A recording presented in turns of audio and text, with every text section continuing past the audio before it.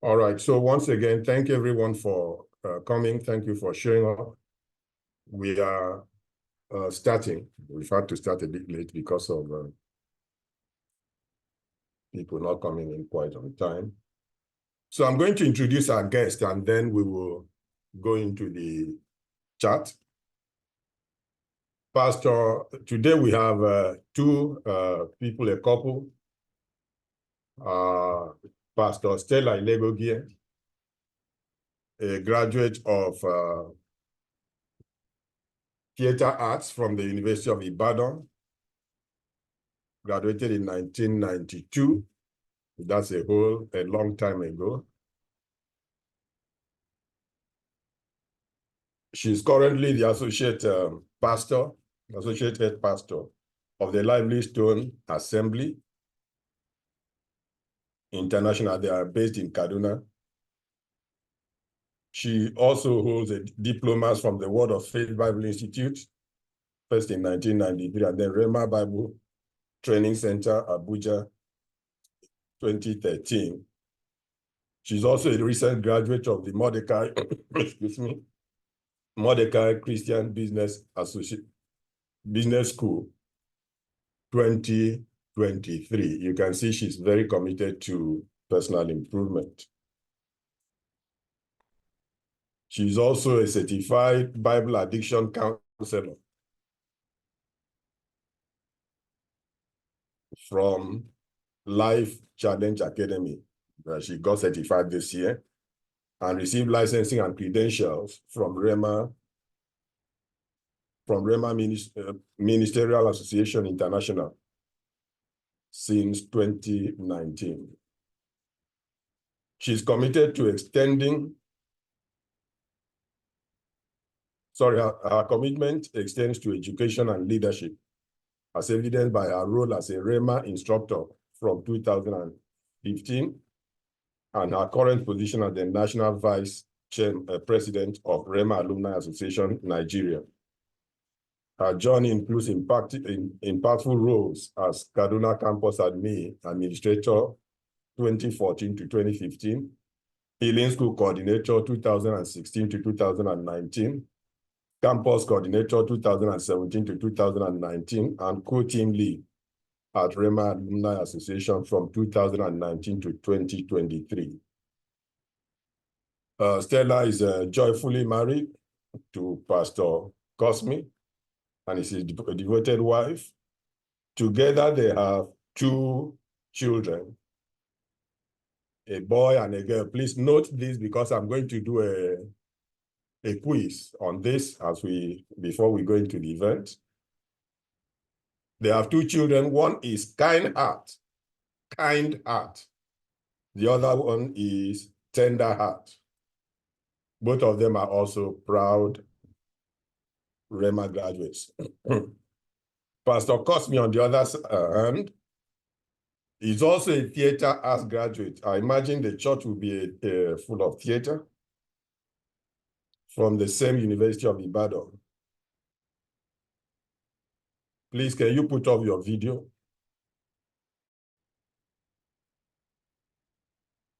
He graduated from the Rema Bible Training Center, Abuja campus in 2013.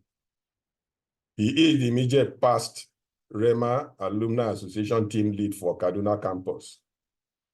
He has been credentialed with Rema Ministerial Association International since 2019. He is married to Pastor Stella Ilegogie and are blessed with a son and a daughter. I mentioned the name before, Tender Heart and Kind Heart. Both of them are graduates of Rema Bible Institute. His vision is to bring people to Christ, that they might become all that God paid the price for in his redemptive plan. Okay, for those of you who are already here, can you just type in, you type 1 or 2. One is tender heart is a man or a boy. Kind heart is a girl. 2, tender heart is a girl, kind heart is a boy. Please, can you type it? Not first, tender heart a boy, kind heart a girl. 2, kind heart a girl, tender heart a boy. Let's see who will get it. So can we all put our hands together as we welcome Pastor and Pastor Mrs. Stella and Cosme Ilegogie.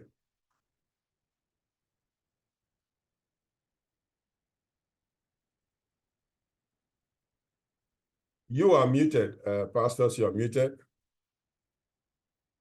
Yeah, good evening, sir. You're welcome. Everyone on the call, we appreciate this privilege to be part of this fellowship. Thank you so much. You're welcome. One more thing. This December will make their marriage 29 years. Yes. Can we just put a hand together for them? In any career, profession at all, 29 years is not kindergarten. You become an elder in any profession if you have put in 29 years. So they know what they're going to be talking about. All right. So let's start. I don't know if you want to make an opening remark, pastors. The issue of marriage is so crucial that making it on the marriage front is making it in life. Once you miss it in marriage, you're going to have problems in every area. And so by God's grace, we pay attention to the things the Word of God teaches, that those who know better than us, who've been ahead of us, what they say helps. And we endeavor to just put to practice what we learn. There's something I have in my heart, that is that if I do not achieve any other thing in this life, may it be that on the day I'm meeting with Jesus, I am going there with my one wife and my one spouse as a person. Not that, oh, you've had several spouses, you've had and all of that. That's one of my heart desire.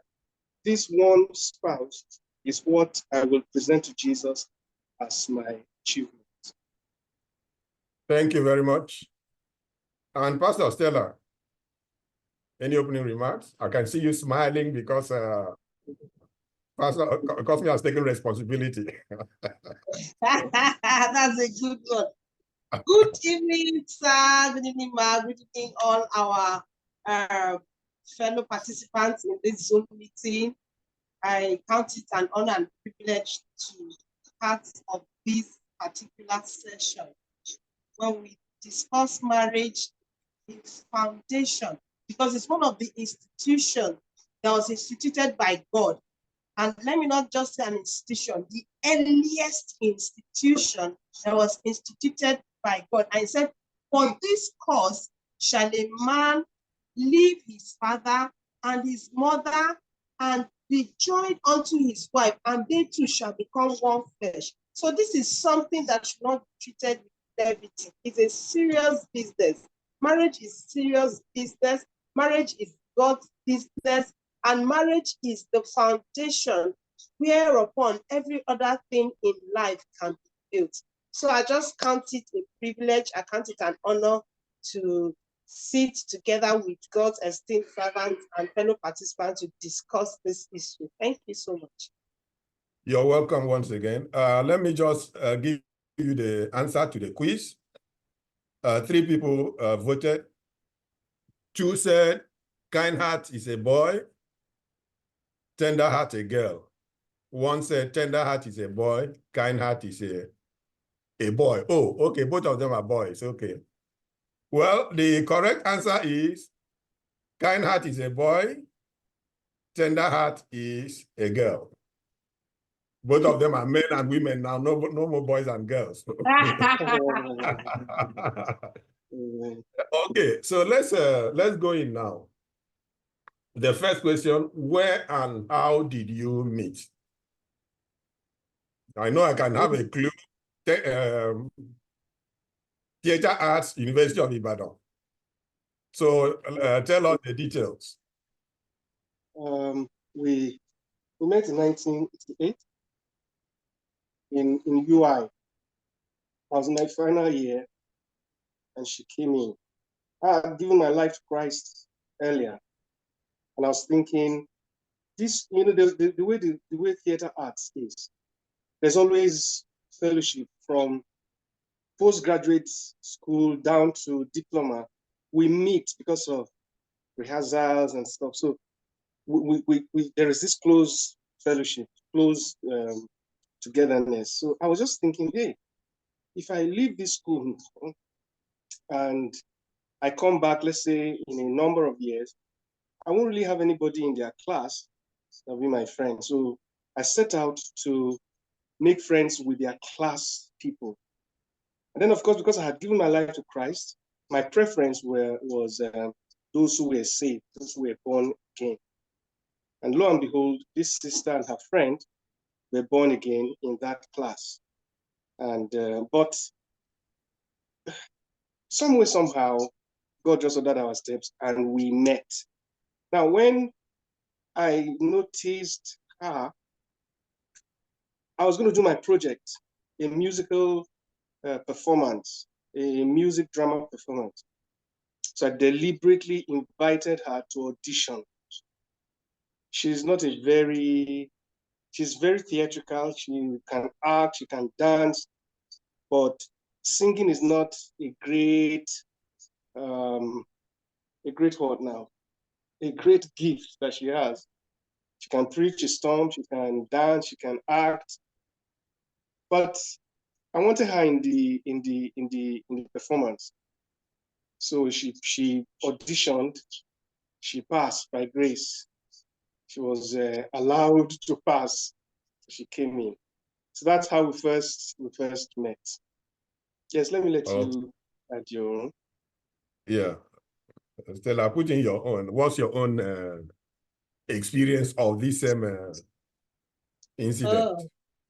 Well, like you said, we met in the University of Ibadan. I came in as a first-year student in 1988, and I had made up my mind that, of course, I'm coming to the Department of Theatre Arts, but I'm not going to allow whatever happens there to affect my relationship with God, since I was already a born-again child of God. And the idea we had is that when you come into that department, there are lots of people you have to interact with who are not born again.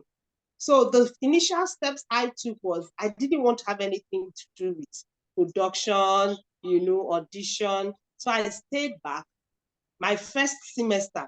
By my second semester, I was supposed to do a course. It's called Theatre 103. And in that course, Theatre 102, 103 had to do with practical. So I said, now, Stella, yeah, it's good. You can't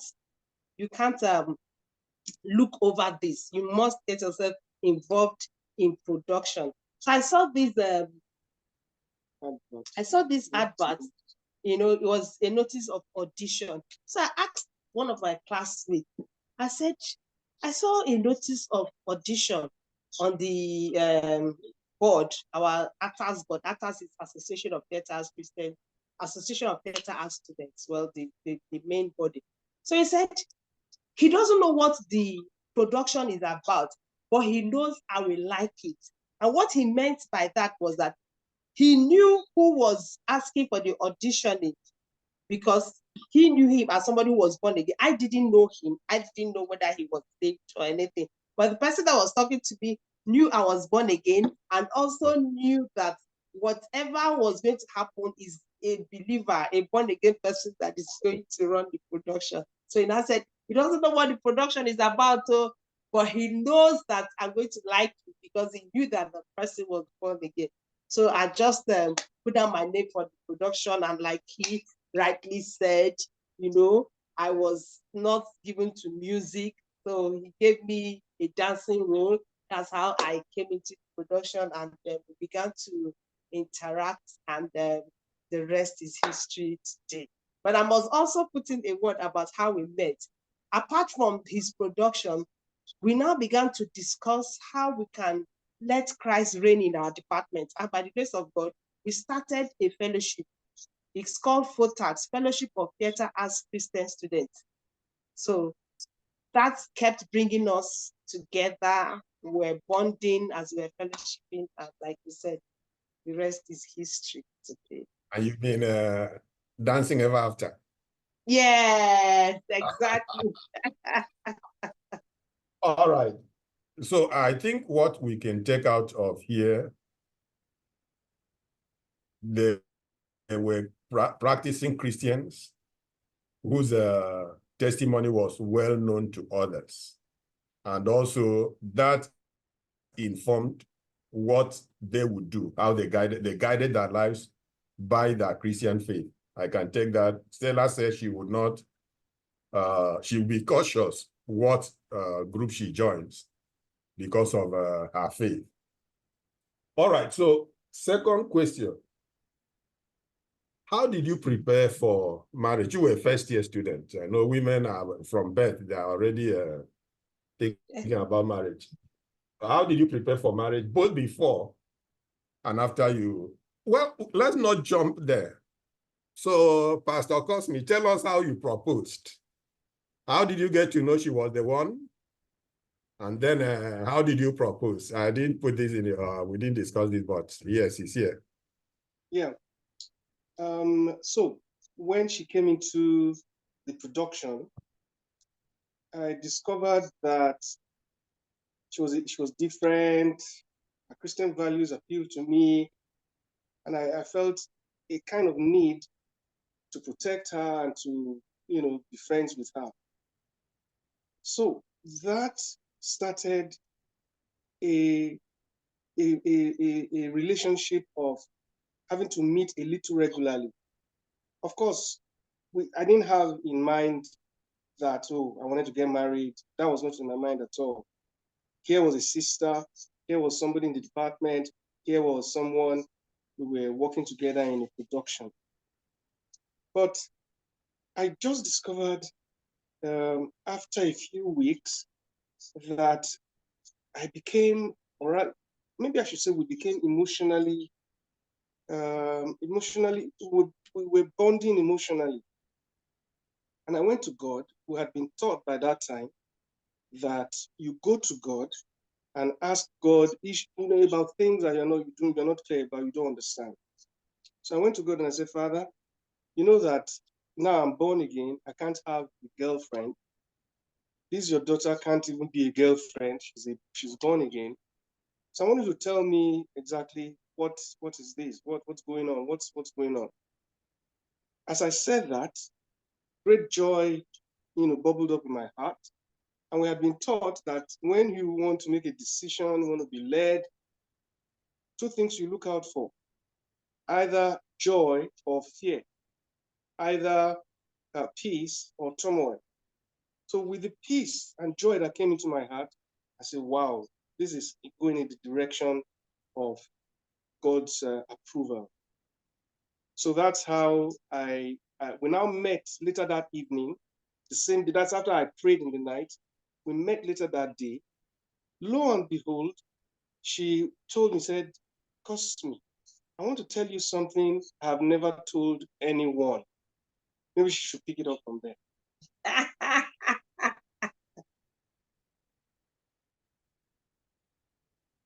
All right. Do I go ahead, sir? Yeah, go ahead. Yeah, go ahead. Right. That's an interesting place to pick it up from, but I'll do just that. Thank you so much. So, I have to backtrack a bit so that we can get the full picture. I actually received Christ when I was 12 years, April of 1983. So by God's grace, it's 40 years now and counting my relationship with God, and I give God all the glory. So when I got born again at the age of 12, before my 13th birthday, I had received Christ. And our technical drawing teacher, then, he was Mr. Cartoon. He told us about Christ, new creation realities. The first set of Kenneth Hagin's book that I read was all through him. You know, the fellowship, there was revival. My elder sister had gotten born again then. My school mother had gotten born again. I also had received Christ. So he told us to pray. And the scripture we use, do not be unequally yoked together with unbelievers. So as far back as when I was 12 years, I remember vividly praying concerning my life partner. And I prayed concerning my life partner as if I was going to marry the next day at the age of 12. I remember I prayed about it and I settled it. So by the time I entered into school, and here was this person that was coming, we're becoming emotionally attached and all that, I went back to God. And I said, God, I love this man. So that's what, when we met, I told you that this is what I told God. I have not told anybody, not even him. I didn't first of all tell him that I love him.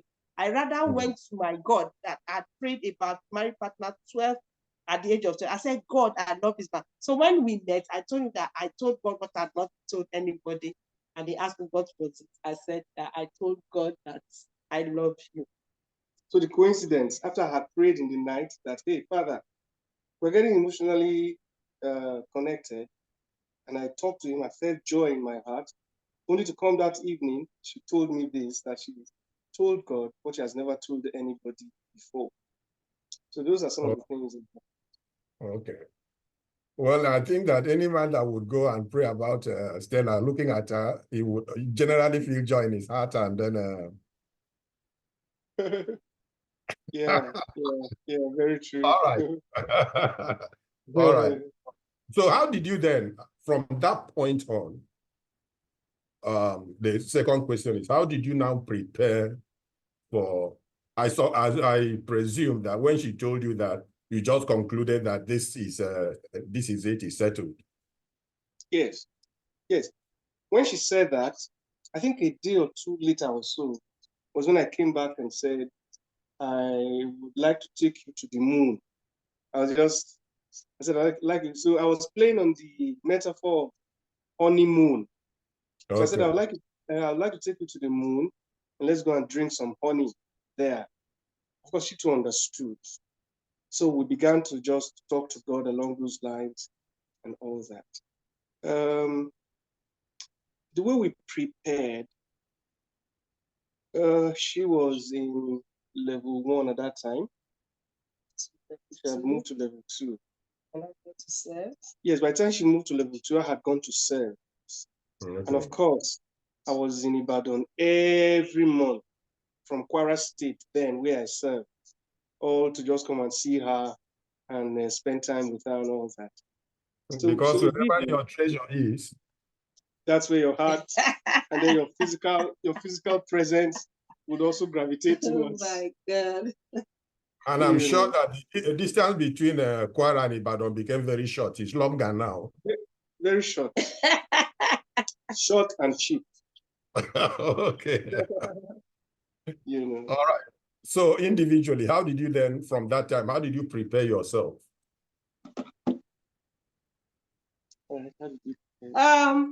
For me, I began to prepare myself by praying, Lord, this is something.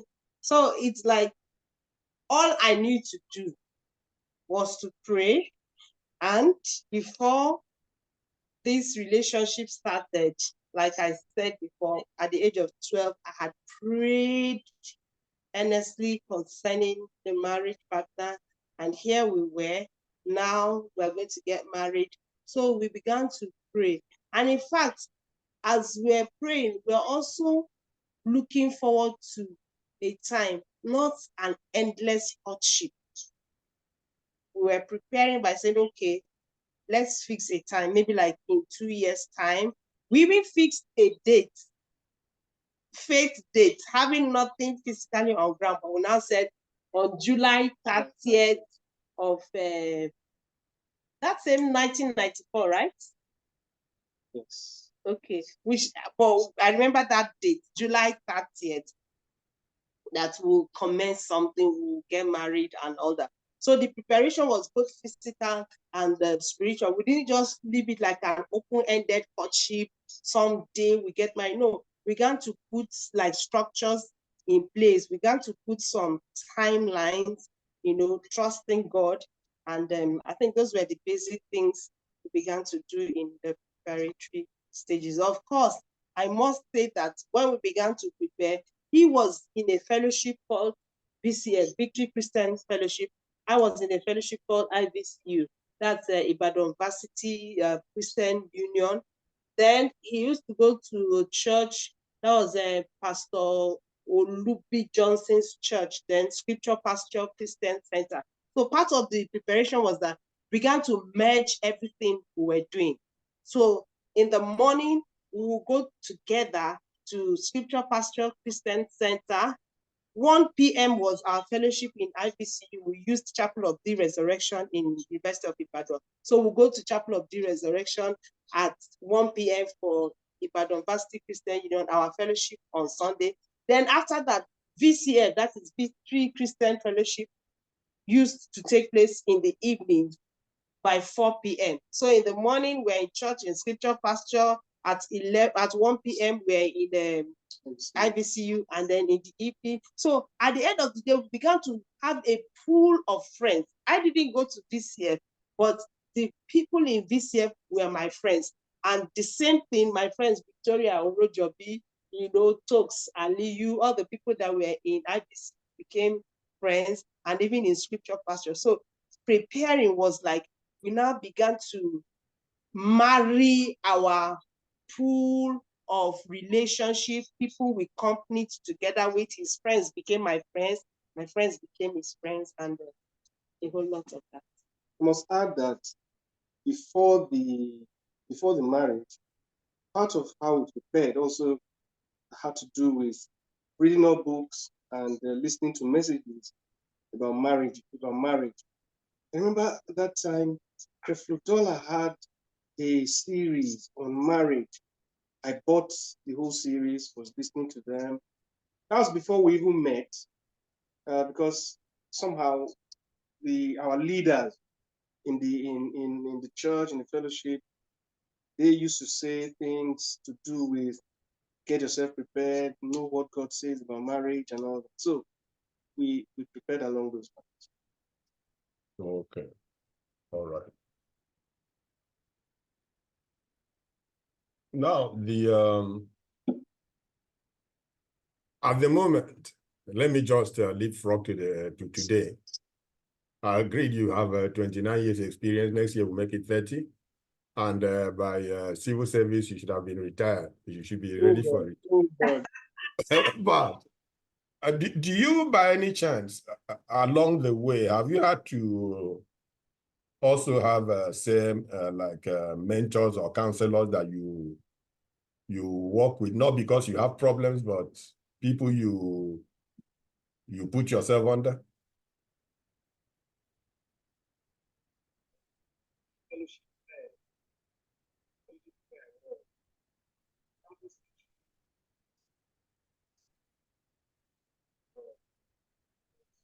I am not hearing you. Are other people hearing you? Is anybody? Yeah, go ahead. Sorry.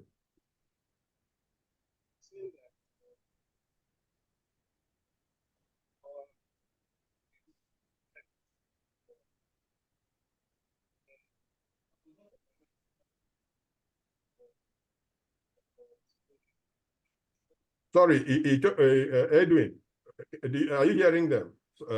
Please, can you just hold on? No, sir. The voice is not coming out. Okay. Please, can you check your device? I think your voice is not coming out. Okay. Thank you. Thank you, Edwin.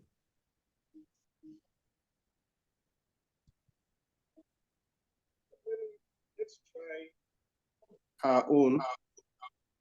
Can you hear me now? Yes. There's an interference. I think there's an adjoining device. Yes, there is. So okay. So let me. Okay. So how is it? Yeah, it's fine now. Yeah, it's back now. Okay. So let me replace her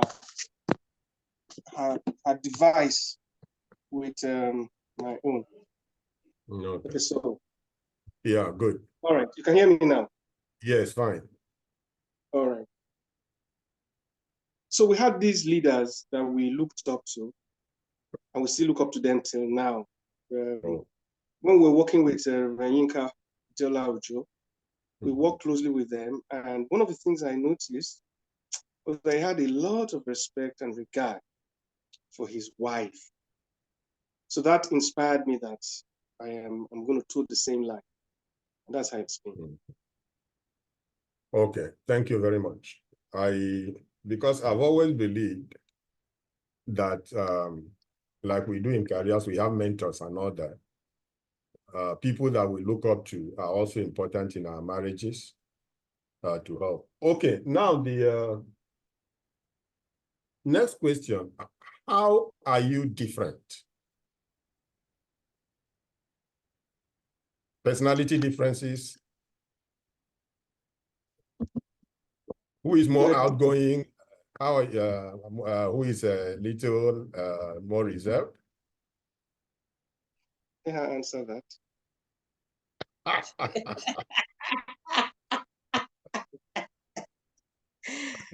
Wow. All right. I wish I wasn't the one that was going to start off the answering of this question, but be that as it may, I would like to say that I seem to think that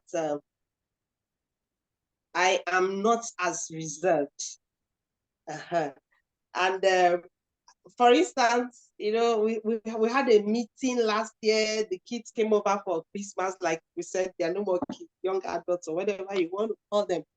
So we had this time of talking about one thing that we would like and one thing that we would love people to change that happened in the past and all that.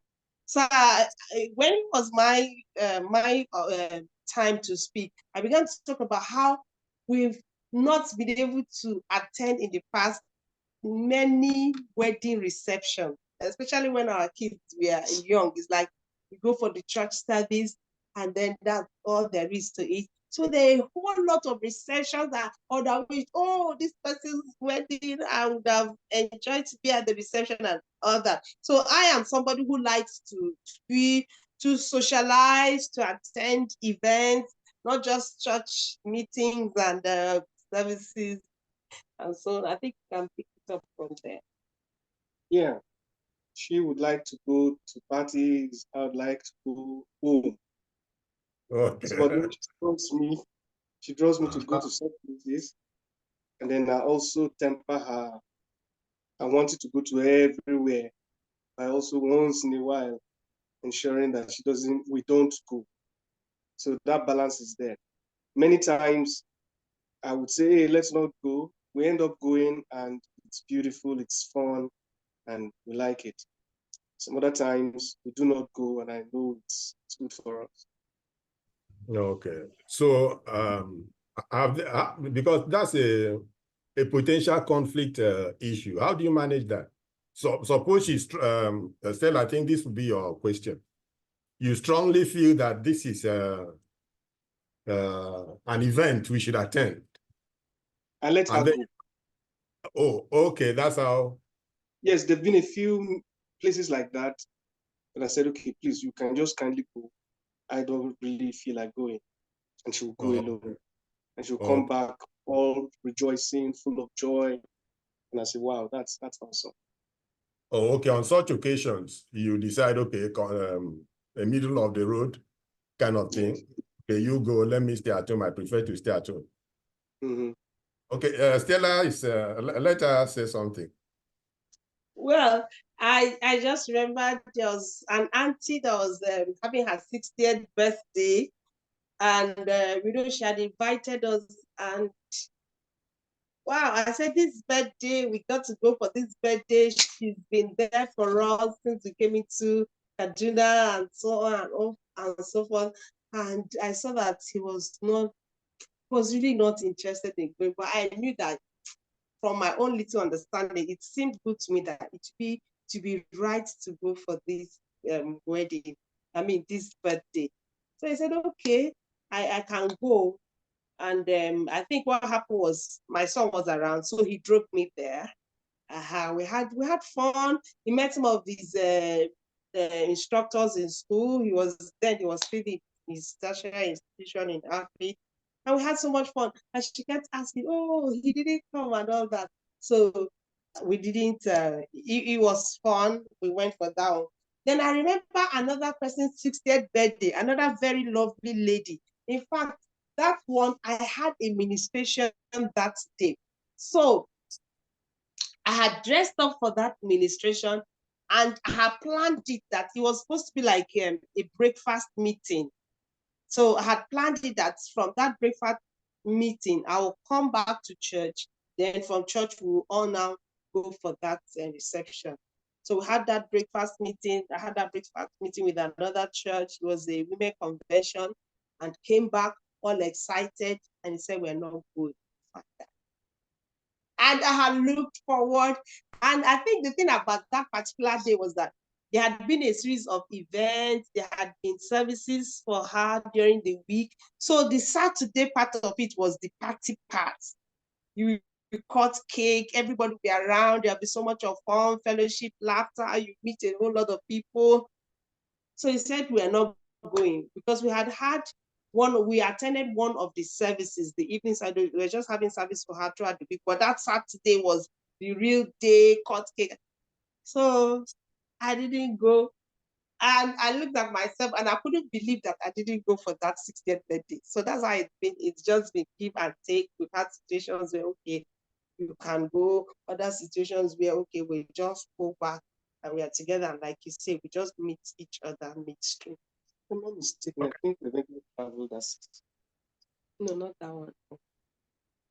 Okay. That one was the birthday of another person. So we've had a lot of 60th birthday that this particular one, we had to travel for someone else's child dedication and naming out of town, who had not had a baby for several years of marriage. So it was pertinent that we travel.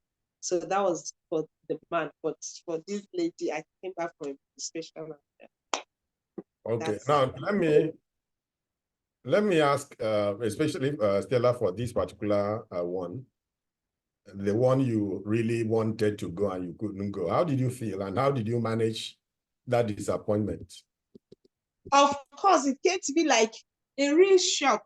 Not shock on his part, but shock on the part that I don't believe that this thing I look forward to today. You know, it's like if you are into ministry, you are preaching and all that. So I just find all these activities that somewhere you can go, you ventilate, you know, you are attending a meeting where you're not the one preaching, you know, you're not on your toes. It's just a meeting where you can relax, enjoy, backslap, friends. So for me, I had looked at it that when I finished my administration, that's because I administered for them on Friday evening. I was ministering for them early Saturday morning. And I just felt that after that, it will not be like a time of refreshing. So for me, it came like a shock. But then again, we've lived through it. So the shock is not that he didn't say we shouldn't go, but the shock is that you miss Stella, you miss this. Then you just look at it and, you know, the Bible says that life is more than meat and the body is more than raiment. You know, so you now weigh the options and see that, okay, yes, this is something that was important to you, but this is not all there is to life. So you just look at it and then you let the spiritual dimension of your growth and relationship with God take over and you just let it go. Thank you very much. I think this also is a point raised by our first set of couples that we had 2 weeks ago. The Christian values that we hold helps us when we have conflicting situations like this to resolve. And those of us in the audience and those on Facebook, I hope you're taking note. Good marriages also have differences of opinion. They do. In this particular case, very strong. Let me tell you a story. I know a couple. The husband is a music minister. I think they're Canadians. The wife is not, so he travels a lot. The wife doesn't want to travel. That was the end of the marriage. When we met him, or when we got to know, he was in his second marriage. So these are differences of opinion that ended up breaking the marriage because they didn't have higher values to use to evaluate what they were going through. I don't know if you want to add something, Cosme. No. Okay. God has helped us along those lines. So now, if I know that something will give her joy, something will make her feel fulfilled, I won't stop it. I won't frustrate it.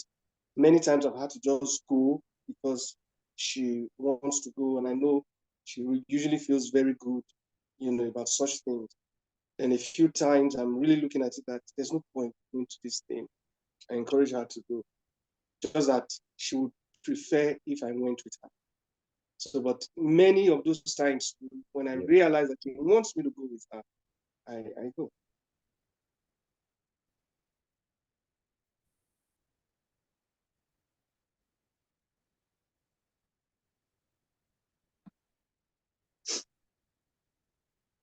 The next question is, these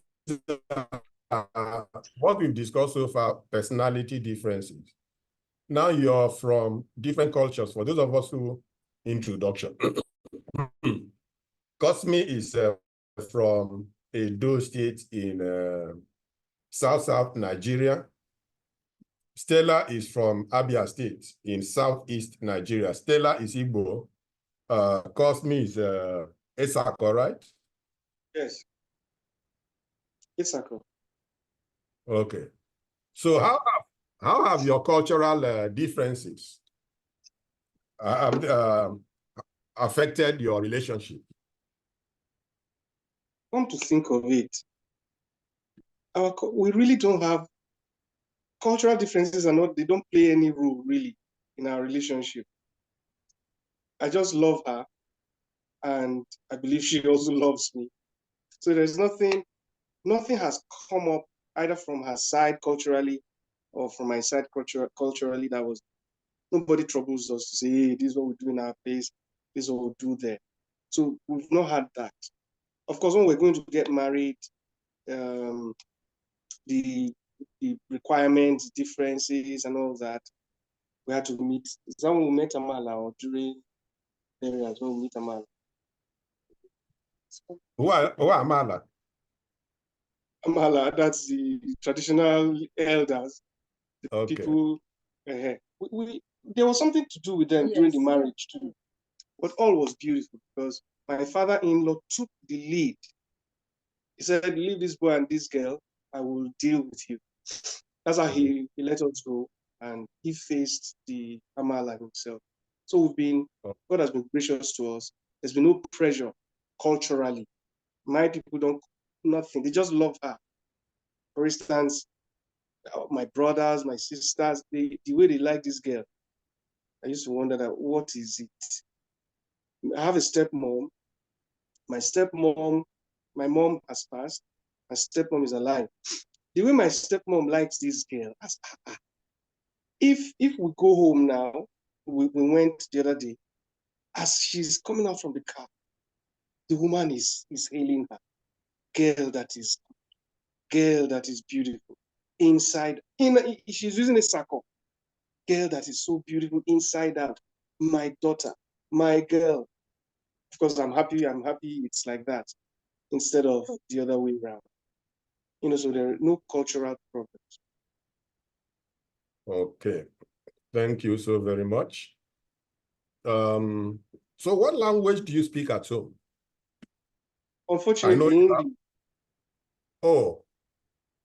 Did you say fortunately or unfortunately? I said unfortunately. The reason I said that is that we can't have private moments where I whisper something to her in a language some others don't understand. So everything I say or she says has to be in English, except once in a while we look for words that symbolize things to us that maybe others do not catch. But otherwise, we basically speak English. Okay, thank you very much. So, Stella, you wanted to say something? Really, when it has to do with language, I think one other thing I would like to say is that I believe that part of why the cultural differences has not been an issue is because, for instance, like me, if we get home now and he's speaking with his stepmom and his brothers and sisters, when I hear those words in Esako, that's his language, he speaks Esako language. When I am hearing those words, rather than feel like I am left out, I begin to listen and pay attention, and I'm just saying, oh, how I wish I could understand this language much more. And I'm paying attention, trying to pick one or two words. After I'll be asking, hey, you were mentioning this particular word. What does this word mean? So at the end of the day, there is that feeling and that atmosphere of love and, not a dissenting atmosphere that, oh, if I was from the same tribe, this wouldn't have been happening. But rather, I see it as another opportunity, an atmosphere of love to even add to what I know by listening to his people speak as they interact in their language. I want to understand what they are saying. So I'm not offended. I'm not feeling cut off. I'm not feeling left out. But I see myself in a situation that this is an opportunity for me to add value to what I have. So I think that's looking at the cultural differences has helped us to be able to just, like he said, we don't count it as anything because of the disposition we have towards each other's different cultures. Yes, I remember when my mom was alive, there was one particular time she came to visit us here in Kaduna. When I go close to mom to talk with her, she will come and sit in between us. Sometimes maybe it's on the bed, I'm lying down with mommy to talk. She will come and lie down in between us. So my mom really, really liked her so much. So that way, my mom, instead of speaking Isako, starts speaking English, to get us involved. So that's part of it. Instead of her feeling alienated and, zipping up, she would come out and get involved. Okay, so how does it happen when you say go to our place and then everybody speaking? Go to her place. Yes. Or maybe a meeting where she meets with siblings. We mostly speak English. If I go to where mommy is, mommy in Lagos now, everything she wants to say, she will say it in English. In fact, mommy will even introduce the topic and say, you are my daughter. You're my son. So here is something that I want to tell your wife. She will speak everything in English. My brothers and sisters-in-law, they're all fantastic people. We have not seen where they wanted to exclude me. Then they start. Of course, Igbo is their language, so they would speak Igbo. But there's nothing discussed that I won't pick words to know what's going on and stuff like that. Yes. Okay. All right. That's great.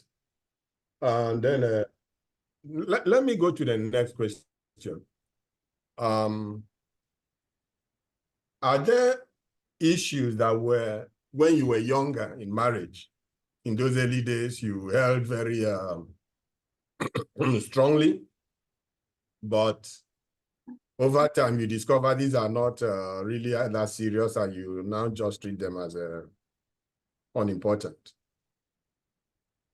Or vice versa? Okay. One I can really readily remember now is the issue of what to wear, how to dress. There was a time it was something I took a little seriously. But recently, I've just been thinking, it's not important. These are not important things. These are not essential things. It's in essential things that will take positions and say, hey, we will not bend. In non-essentials, it must be that we are liberal and we let people flow in the direction they want. Yeah. Okay. And Stella, what about you? Yeah, it's actually still the same way, but maybe like interestingly, maybe like a flip side. If I just say, you don't wear this something, maybe you look more trendy if you wear this, or in the final analysis now, we just discovered the joy of the person who is wearing what is more important than what you think would be more trendy or appropriate. So you just have your peace that, okay, if this person feels good in this, you choose your fight. It's not everything you fight about. There are something that are not worth fighting about. So I think that's one thing that has really impacted us. Okay, no, not at this age, not after 30 years. These are not, there's some things that you should not be heard of, like what the book of Hebrews was saying, that after you are now supposed to be teachers, you still need to be taught the elementary doctrines of Christ. After about close to 30 years of marriage, no, there are some things that should not be an issue at all. If this is how you want it to be dressed, without any airs, any emotional feeling. Really, the most important thing is what will make you happy. Let's go for it. All right. Thank you very much. If you were to boil, we are gradually winding down. Please, those of us in Facebook and in Zoom, please, can you just use the chat? Tell us where you are from or where you are listening from. Now, if you were to boil everything down to a few points, if we came to you and said we're about to marry, please just give us a few points of the things that you think will make our marriage work. What would those things be? All right. I think we can speak this. For me, it's number one, I am committed to God. I love God, and I love my spouse. This is just a basic thing. So no matter what comes up, and this is not something I'm saying, I'm not mouthing it. It's from my heart. I like her.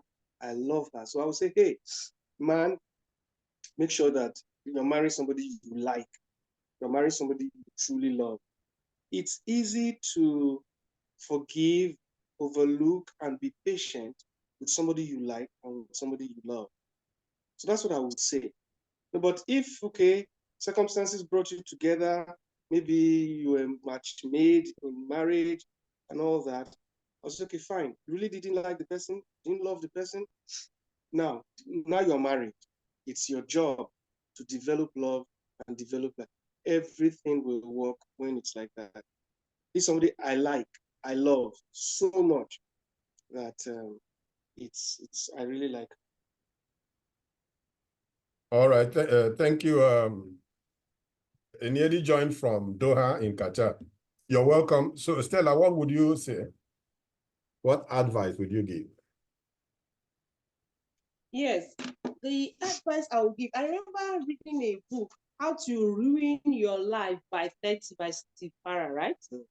How to Ruin Your Life by 30 is a book I read by Steve Farrar.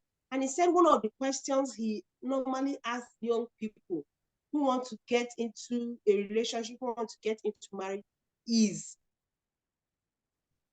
what are your thoughts about divorce? So it's not even about getting married, but what do you see? I always like to get to the end of the journey, then walk through it back to the beginning. God is the one that has Jesus has been slain as the lamb from the foundation of the world.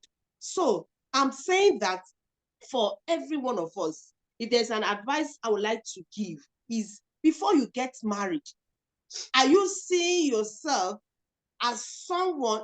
The book is How to Ruin Your Life by 30.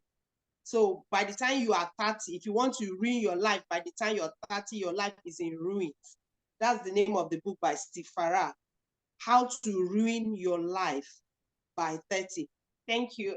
Now, exactly. Thank you. Yeah.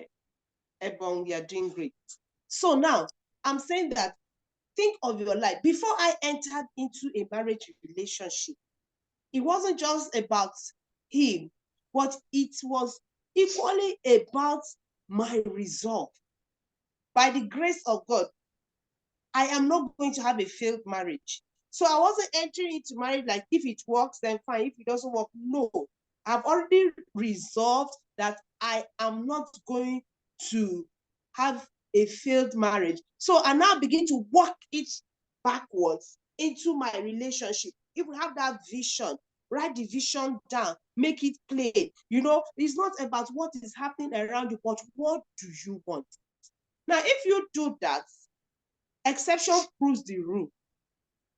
Sorry to say, there may be a lot of people who were not intending to have a divorce, who divorced, but be that as it may, exception proves the rule. So the rule is that I am entering into a relationship until death do us part. And if we do that, we will have minimal casualties because we will really put in our best, exhaust all possible options, because this journey, we don't have a plan B. And most likely, by the help and the grace of God, the marriage will work. And like he said, we have love for God and love one for another. I love him. I really do love him. I love him. I like him. I enjoy my relationship with him. I just enjoy everything about him. So on that part, it is done. So if there's going to be any external force, I've already put up that thought in me that I will not have a failed marriage. So that's one thing I would like to say. Thank you very much. I'm going to make a poll now. Emmanuel Ekoma is from Doha. Doris is from Lagos. And then Humphrey joined from Port Harcourt. I'm going to set a poll, just a quick one, and I will gather information so that in future we will be able to ask questions. But just before that, what she just said now, or both of them have said, is also a theme that came up in the previous discussion. People who do not want to divorce, who want successful marriages, cancel divorce and work to make their marriages work. If you have a divorce as a second option in your back pocket or in your breast pocket, you get there. You get there. So we had that in the when we interviewed the couple we had 2 weeks ago, and that has also come up. I don't want divorce. I work for my marriage to work, and that's why this is so. Okay, so here's I'm trying to launch the poll. So please, just 2 questions. I would like to improve my marriage, yes or no? And then the second question is, in which area do you desire improvement? Please just type in. That will help us serve you better when we have other couples who will be able to put these things, questions. We incorporate them into the list of questions that we intend to ask. And we may, I think we may still have to bring Cosme and Stella back in the future, because there may be issues that we want them to really discuss with us. For full disclosure, for transparency and full disclosure, Cosme is my brother-in-law. Stella is my wife's younger sister. So if you people are not, all of you are married, if you were not married, I would have said, can you go to that family and ask if they still have somebody to spare? All right, so please just go on, especially question number 2. Please, everybody, as many of you as are in the audience, please try and type it in. And those of you on Facebook, you can also put in as a chat, please. Would you like to improve your marriage, yes or no? The next one is, what areas would you like the improvement in? So that we can incorporate those into questions, and maybe eventually when we have a more detailed sessions with these couples, we'll be able to put it to them. While that is going on, I'm going to jump to the end because our time is fast spent. Our time is fast spent. I would, I think I will end the poll at this point so that we can pay attention to, okay, we have 5 of 6. Okay, let's just give a few minutes. Let me, while we are still waiting for them, let me just put up this last question.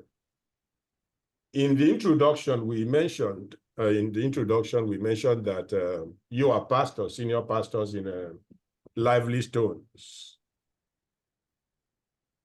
If and you're based in Kaduna, north of Nigeria, is it not? I think it's not central. Yes. Not central. Well, not west. Okay, not west. We're okay, actually in north central. Okay. So if I were to spend a weekend, happen to spend a weekend in Kaduna, or any of the in our audience happen to spend a weekend in Kaduna, and the church is not close by, what should make him think of coming to Lively Stones? The major thing, of course, our vision is to bring people to Christ. We usually say that Christ and Christ without additions and all that is what we present to the world. What you see is what you get. There are no gimmicks and all that. But another thing I would, why I would recommend Lively Stones is to come and hear this woman of God preach. She preaches, she's such a blessing. You can't sit under her and not be blessed. Those are the two reasons I would say, hey, come. You meet Christ and this lady will bless you. All right. Okay. So why would you? Why would I recommend Lively Stones Assembly for anyone who finds himself in the city of Kaduna? It's because we are one. We're a set of one people. We had a head pastor who has a shepherd heart. You can't be lost in Lively Stones. Why? Because the head pastor will be all out for you. And we have imbibed it as a culture where people of fellowship have our core values of life, which is love, integrity, fellowship, and excellence. So if you come into Lively Stone, you're not going to go back the same, because we will love on you the best way we know how to. We cherish people, we esteem people the way God himself esteems them. So I know that coming to Lively Stone, we are going to have a warm fellowship around you. All right. Thank you so very much. And then finally, how long have you been pastors? Well, both ordained in 1995. January 5th or 6th, 1995. Oh, so this is already, by January it will be, how long would that be? That's 38 years? 29 years. 29. 29. 39 as pastors. So thank you, No, everyone. That should be 29, not 39. Okay, 29, yes, right, 29. Thank you very much, Bro Humphrey. Can we all put on our videos so we can take, if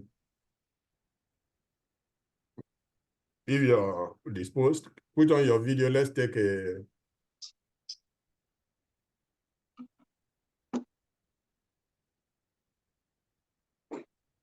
okay.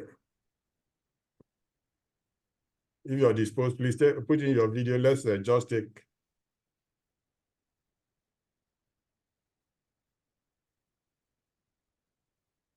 All right, I think I will not wait any longer, okay. So good to see all your faces. Good to see all your faces. All right, let me.